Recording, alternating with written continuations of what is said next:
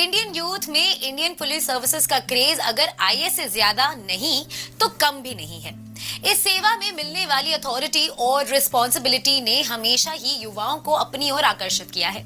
इस क्रेज को बढ़ाने में हमारी बॉलीवुड फिल्मों का भी काफी बड़ा योगदान रहा है। अक्सर हम देखते हैं कि फिल्म का हीरो आईपीएस अधिकारी होता है और अपनी पावर का सही इस्तेमाल करके वो समाज में बदलाव लाने की कोशिश करता है। दरअसल ये बात असलियत से बहुत ज्यादा दूर नहीं है। एक आईपीएस अधिकारी के ऊपर समाज के सबसे महत्वपूर्ण पक्ष को संभालने की जिम्मेदारी होती है। वो अपने इलाके में कानून व्यवस्था को बनाने रखने के लिए रिस्पॉन्सिबल होता है और ऐसा करने के लिए उसे सरकार की तरफ से बहुत सारे रिसोर्सेज और सुविधाएं भी मिलती हैं। मगर क्या आप जानते हैं कि एक आईपीएस बनने के लिए क्या करना पड़ता है? आइए जानते हैं आज की वीडियो में। नमस्कार, स्वागत है आपका प्रभात एग्जाम के YouTube चैनल पर। ये एक ऐसा प्लेटफॉर्म है जहां आपको मिलती हैं सभी कॉम्पिटिटिव एग्जाम से जुड़ी महत्वपूर्ण जानकारियां जो आपको किसी भी एग्जाम में सफल होने में काफी मदद कर सकती हैं। अगर आप हमारे YouTube चैनल पर पहली बार आए हैं तो हमें लाइक और सब्सक्राइब जरूर करें ताकि हमारे लेटेस्ट वीडियोस और अपडेट सबसे पहले आप तक पहुंचे। इसके लिए बेल आइकन को प्रेस करना भी ना भूलें। तो आइए शुरुआत करते हैं आज की वीडियो की, जो है आईपीएस बनने के लिए क्या जरूरी है।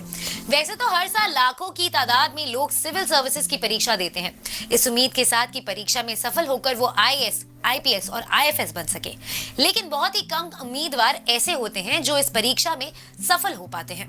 पुलिस अधिकारियों के सबसे श्रेष्ठ पद को आईपीएस के नाम से जाना जाता है। आईपीएस का full form Indian police services है, जिसे हिंदी में भारतीय पुलिस सेवा के नाम से जाना जाता है। इसकी स्थापना 1948 में की गई थी। आईपीएस सिविल सर्विसेज के सबसे प्रतिष्ठित पदों में से एक है जो आईएएस के बाद आता है। 2011 के आंकड़ों के मुताबिक आईपीएस ऑफिसर का वर्तमान कैडर का आकार 4730 है। इन कैंडिडेट्स को गृह मंत्रालय के द्वारा नियंत्रित किया जाता है। आईपीएस ऑफिसर बनने के लिए सिविल सर्विसेज की परीक्षा देनी होती है, जिसे यूपीएससी के द्वारा प्रतिवर्ष आयोजित किया जाता है। जो उम्मीदवार इस परीक्षा में सफल होते हैं उन्हें उनके रैंक के मुताबिक पद दिए जाते हैं। आईपीएस ऑफिसर बनने के लिए कठिन परीक्षाओं को पार करना होता है, जिसके बाद कठोर ट्रेनिंग पीरियड से गुजरना पड़ता है।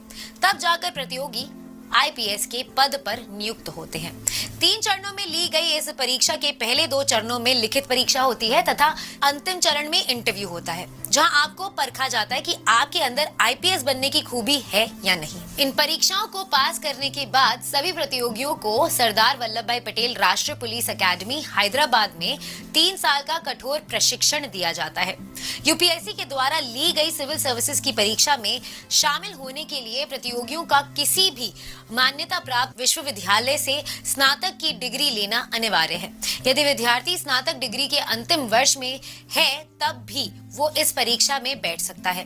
वैसे तो आईपीएस में सिलेक्ट होने के लिए यूपीएससी ने शैक्षणिक योग्यता के अतिरिक्त कोई खास शारीरिक योग्यता निर्धारित नहीं की है, लेकिन आईपीएस में चयनित होने के लिए सभी वर्गों के पुरुषों का चेस्ट कम से कम 84 सेंटीमीटर और महिलाओं का चेस्ट करीब 79 सेंटीमीटर होना अनिवार्य है। साथ ही महिलाओं और पुरुषों दोनों की आंखों की डिवीजन 6/6 होनी चाहिए तथा दूर की नजर या कमजोर आंखों का वजन 6/12 या 6/9 होना अनिवार्य है।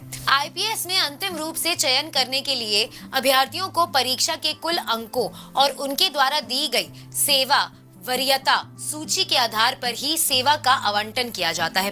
हालांकि इस सेवा के साथ बहुत सारी चुनौतियां और उत्तरदायित्व भी जुड़े होते हैं, इसलिए यूपीएससी आयोग इस सेवा के लिए ऐसी अभ्यर्थियों को चुनाव करता है जो इसके अधिकतम अनुकूल हों।